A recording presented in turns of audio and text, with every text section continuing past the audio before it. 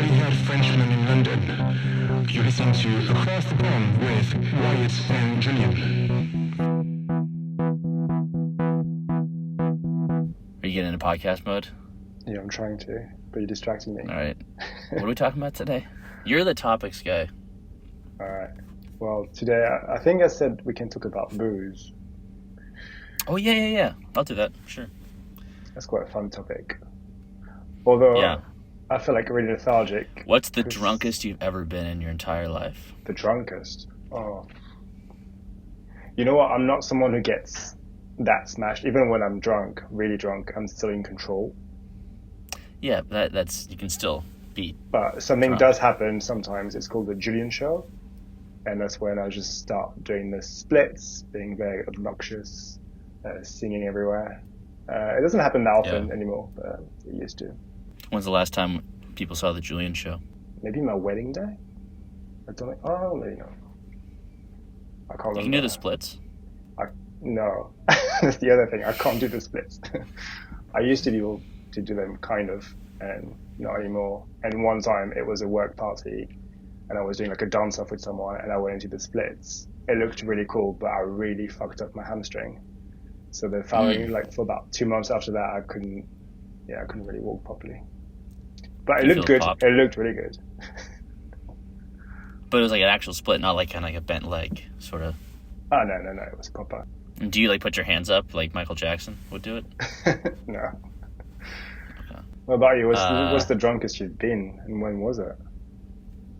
I'm in the same boat of like I don't lose control, and I don't like.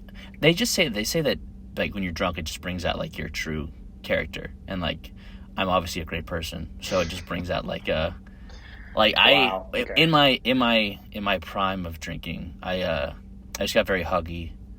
I played with people's hair a lot. Is that because you're jealous? I there's probably something there. I probably just think it's funny. The drunkest I've ever been, though, something in New York. There's just like it's weird like saying this on a podcast, even though it means nothing. Is like I've told the story before, but actually the drunkest I've ever been is probably it was my old coworker's birthday party / friend. I got there. I think the party started like 1 or 2, and I blacked out. I think the party started 1. I blacked out at 2, and I didn't get home till like 3 a.m. So it was a very long day. I think I just drank like half a. What is it like a? Is it a fifth? The one that looks like this? It's like a little. Is that what that is? Or a pint? I don't know the measurements of alcohol. It's like a. Oh, I don't know. Got no idea. I know, it was a lot of vodka. And I did that because I used to work at the company, and it was my first time hanging out with everyone there in like 4 or 5 months, and I was nervous because I wanted them to still like me. And I thought if I got really drunk, I'd be the life of the party. And I was in hindsight, I was pretty funny. But I was more of a, what's the word when you're not a nuisance, when you're a liability? I was a liability. Oh, no. But only liability because I was falling asleep.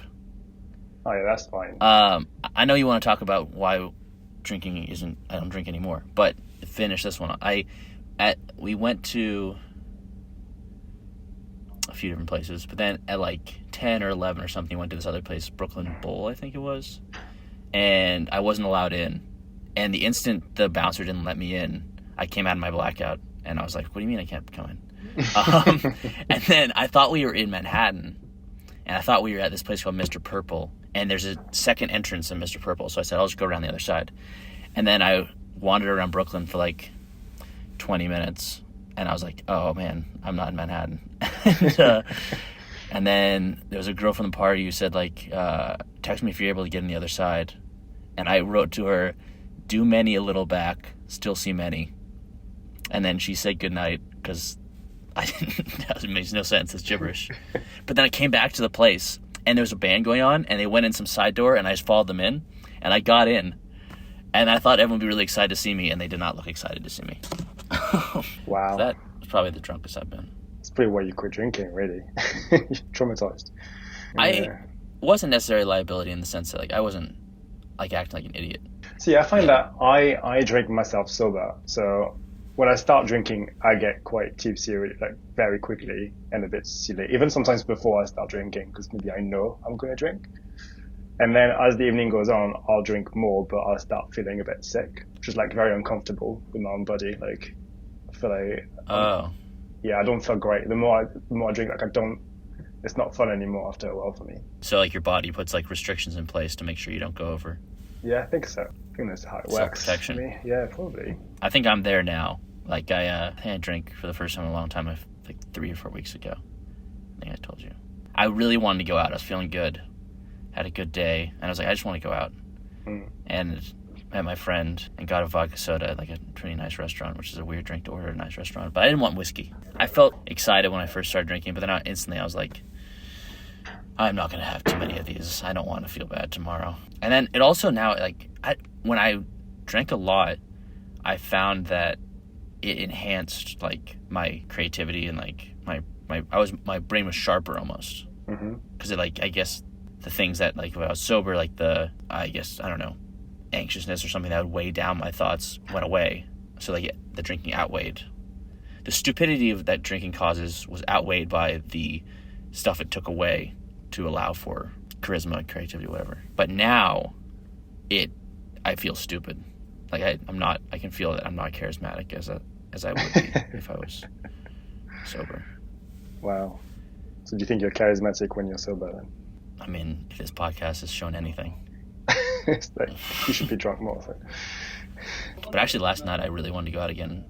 But I think I was just stressed with stuff and I didn't. I'm glad I didn't. Yeah, I think it's that slippery slope, isn't it? I didn't drink for a month in April, and then I started having like one odd drink, and slowly I went back to 2 evenings or 3 evenings a week where I'd have multiple drinks. But last weekend, I'd drunk a bit on Thursday and Friday, and I was going to a party on Saturday where I thought I was going to drink. And on my way there, I was like, I don't feel like it. I want to wake up tomorrow morning on Sunday and feel good. So I just drank soda water all night, and I had a great time. I find it easier at parties, actually. I think I struggle more with dinners. If I go to a dinner, I'd probably quite fancy a glass of wine, and maybe because you're in a closer, with like fewer people. I find like for a party, the first 15-20 minutes are stressful if you're not drinking. And then you just get in the zone and you just like anyone else. You almost, if you're at a party and you're not drinking, you almost feel drunk after a couple hours because you're like matching everyone else's energy. Yeah. I've got a friend who doesn't drink. She's Muslim, but I swear she gets drunk from like the fumes around us. I don't know, sometimes. She just like, she just listens up as well. Your body just like imitates the energy around you. Yeah, exactly. But yeah, at a dinner, we had like a brunch dinner. I know this is not a branch podcast, but like a month ago in Denver, and I didn't want to drink, and like everyone and like my customer or prospects were there, and like they all had drinks, and I was like, it's gonna be, if I don't drink, it's just gonna be like weird. So I ordered a drink, and only a couple, but like it was just like uncomfortable, you know, explaining it, like the act of explaining it. I know, people are so annoying. It's as if like it impacts their lives that you're not drinking. I don't get it. I still don't get it. We probably should do a side note that we both work for the same company. So I don't think we mentioned that yet. It's called Branch. No. Branch. And what's in it? And what's the name of our podcast? Across the Pond, I think. Is that what we've gone for? And we're sponsored by The Voids. No, dude, I'm gonna send Julien an Instagram message and say, can we use your music for the podcast? You're Julian. I keep forgetting you're Julien. The lead singer for The Voids is Julien Casablancas. Yeah. There's 2 Julians involved in this podcast, apparently. One has great hair, and the other is on this podcast. Yeah, exactly. Oh, yeah, whatever. I beat you to it. Yeah, you did. Damn it. French win. French win one for once. Yeah. I wasn't feeling very anti-French today, but that could change. Just watch 5 minutes and that's it. Yeah, when you mentioned the slippery slope thing, I was watching like a video on YouTube of like someone who said like it was like a couple that quit drinking for like a year, and like they went through like the process and like they're like, yeah, we feel great, we don't feel like we need to drink at all anymore, and then they to celebrate after a year they had a drink. And then like it was like it's like, yeah, we don't feel like we need a drink, but we usually have like one drink. And then they do like a few weeks later, it's like, yeah, we have a couple of drinks at dinner. It's like you're just back into it. It's like the slippery slope. It's like, Yeah, I think it's hard to remember that there's nothing good about alcohol.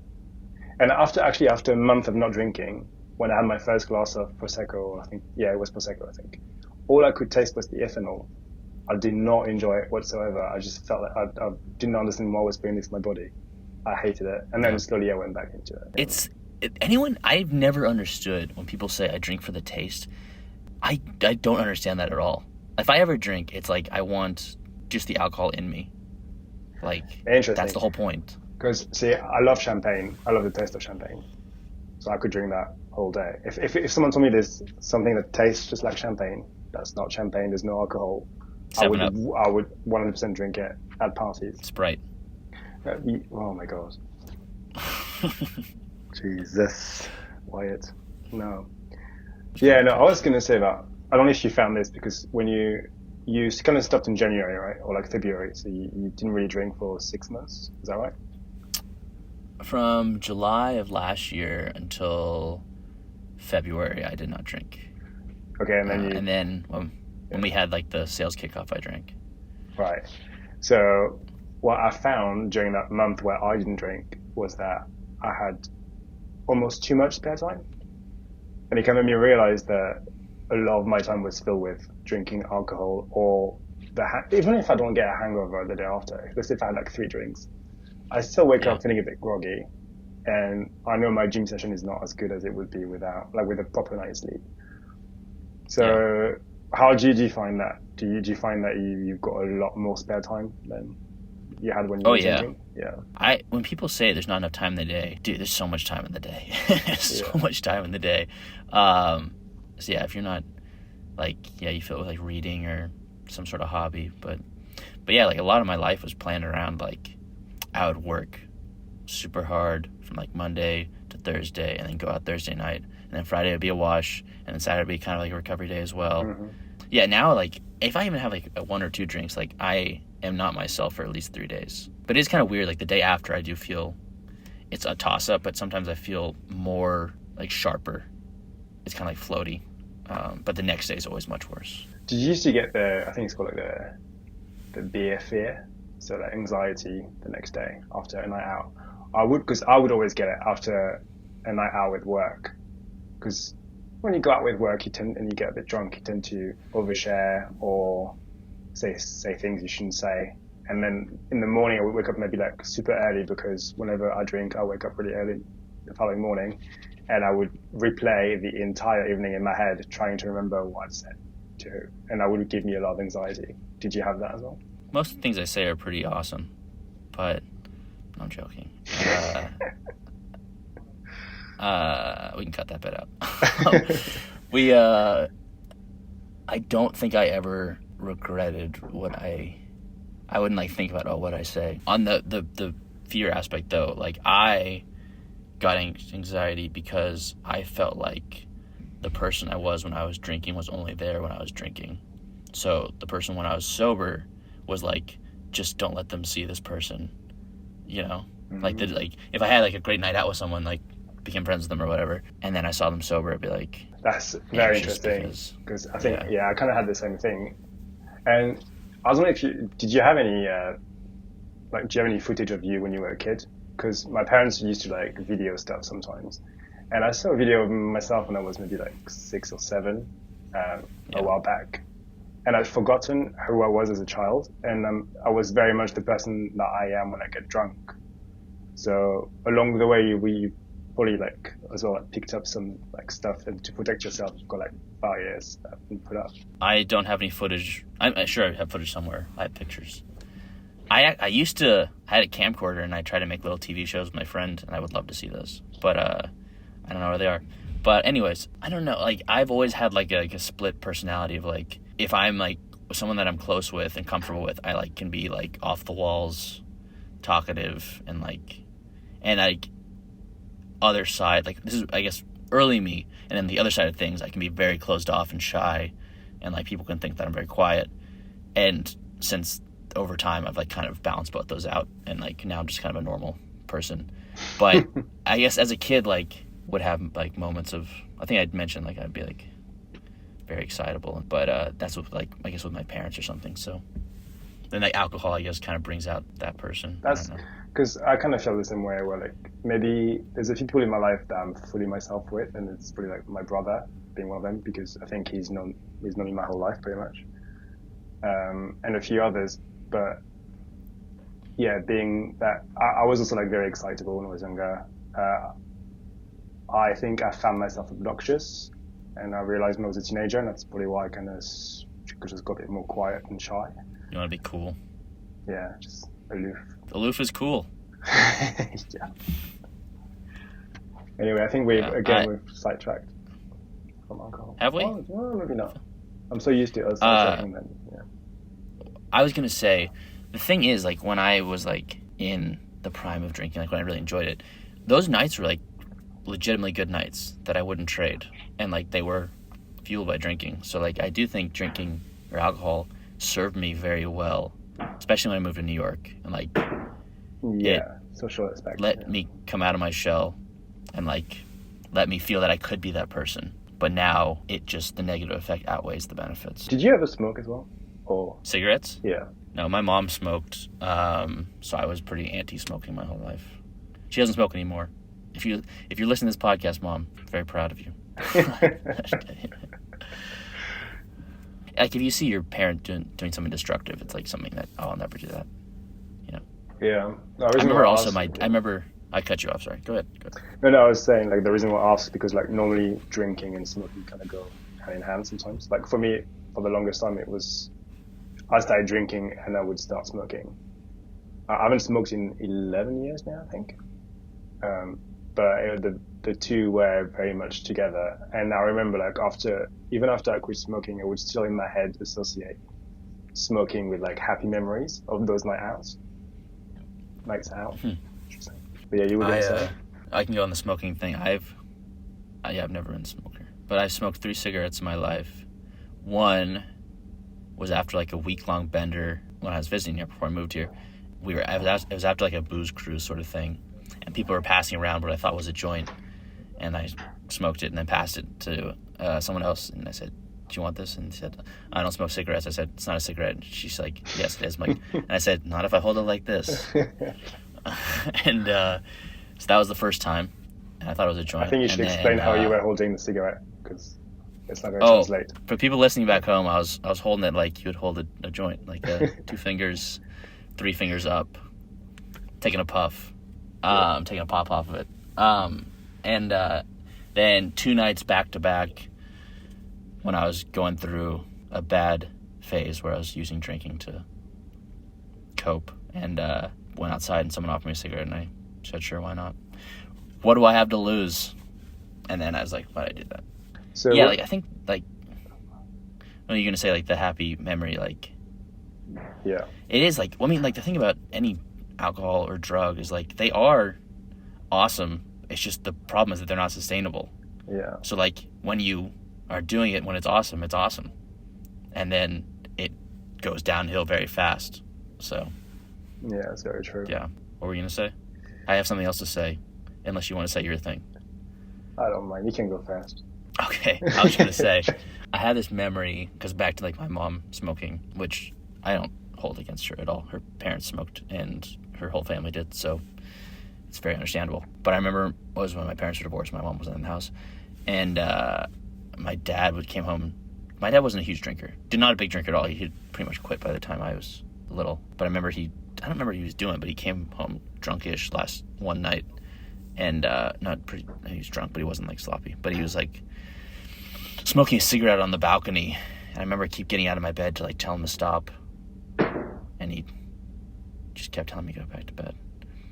I don't know. It's a vivid memory. I didn't explain it very well, but it happened. Yeah, I mean... Say your thing. What was my thing? No, I was going to say, when you smoke a joint, do you not have any tobacco in it then? To make sure you don't get addicted to nicotine. I have smoked so few joints in my life that you made it sound like you smoked a lot of them, that's why. I had for a long time, I would always, like, out of a pipe, smoke weed Bougie. after a night out. Not like a monocle pipe, like a glass blown little pipe. Makes more sense. But I would do it like after a night out and like get a really nice meal and watch Impractical Jokers, and it was great. Not anymore. Yeah, because I used to be a smoker, like cigarettes, for like maybe 5 years, but only really when I was drinking. So after I stopped, whenever I've had a joint in the past so many years, I would only have it without tobacco. And I went to Amsterdam, I think in 2017, and I went to a thing called a coffee shop to smoke. And because I asked for no tobacco, I was like smoking it. I was like, I can't taste anything. Because when you smoke tobacco, you get a slight hit at the back of your throat from the nicotine, I think. And you don't really get that with the joint. So I kept going at it, and it hit me, I think, 10 minutes later. And I think the walk from the coffee shop to the hotel was probably like 10 minutes. It took me 2 hours to get home. I was so out of it. And luckily I was with 2 other friends, and we just walked around. They were also together. that high? Yeah. And all I was saying was like, I need to eat couscous. So I went to a shop and bought couscous. It was probably the best couscous ever. Yeah, I don't remember. I just remember like thinking that I was going to die because I couldn't breathe properly. Being too high is terrifying. Yeah, it's not good.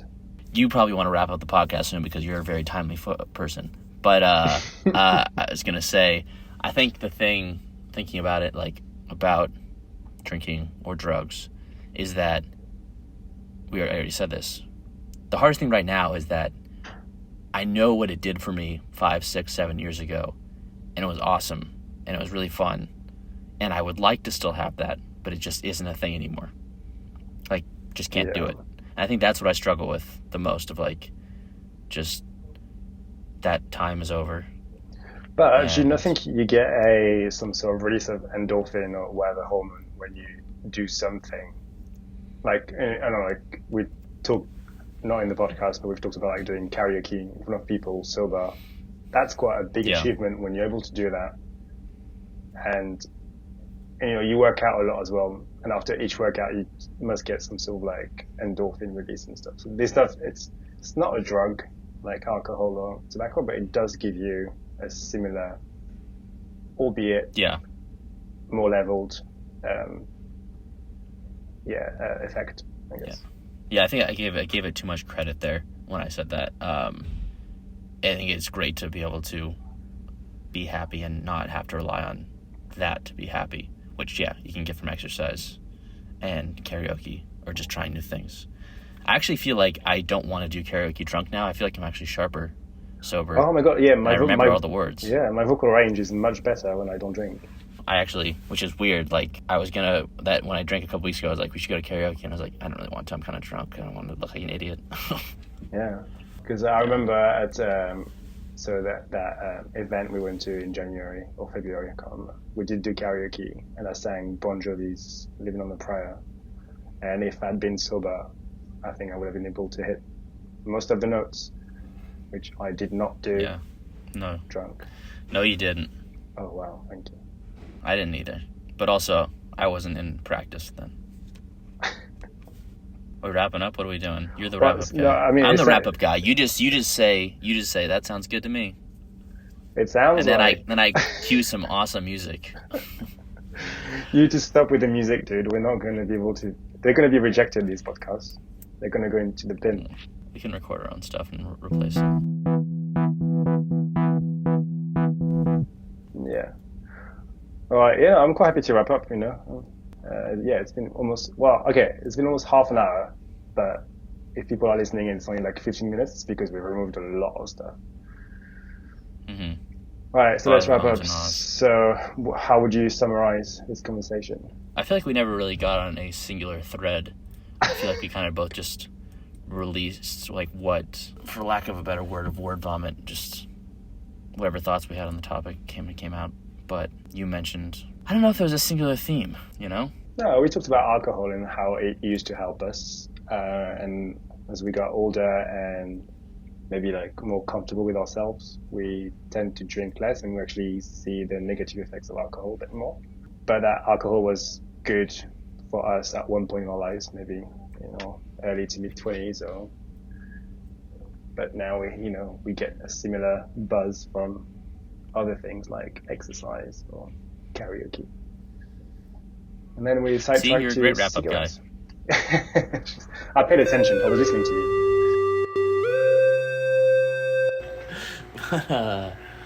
Next time, we can keep it spontaneous. We can just talk about. Oh, let's talk about booze next time, because you and I went on the journey with alcohol a bit this year, I think. So we can talk about that. Sure, we can talk about that. All right. Well, Malcolm, it was lovely to speak to you today. Nice. How long will you hold on to that one? Just like for this one podcast. I'm going to change every time. You'll get a very good American name. I think Across the Pond's a pretty good name for a pod. Yeah. Chats with... Across your pond. God. It doesn't seem like there's a podcast. Oh, there is one called Across the Pond. Dude, of course there is. It's not that. Oh, yeah. One's about this one says Across the Pond, a Premier League podcast. 3.3 stars, not good. Then there's another one called Across the Pond, which is about anticipated books. Only 3 people have reviewed it, and there has not been an episode since 3 days ago. And then there's one that is 2 Roman friends separated by an ocean keep each other updated on their latest adventures. It seems more around like what we do. But that's been 2 years, and they have no reviews. No, they have two reviews, and they're probably from themselves. Yeah. So, honestly, I like Across Your Pond. Across our pond. Yeah, I think, okay, we can figure out later. Still not convinced. Transatlantic, all right, man. Transatlantic chat. That's kind of cool. Yeah, does that exist already? Forgive me, I'm French. No, we're not doing that one. I don't know any better. I was born a Frenchman.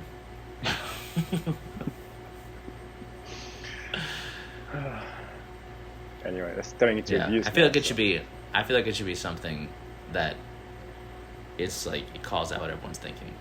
Okay. Well, right. So by the time we start the next podcast, we'll have a name. All right. That can be the. I doubt we do. I doubt we do. But I like. Just pretend I'm not French. That's pretty good. We could do. Forget it. He's French. All right. We'll think of something. All right. Yeah, baby. Yeah.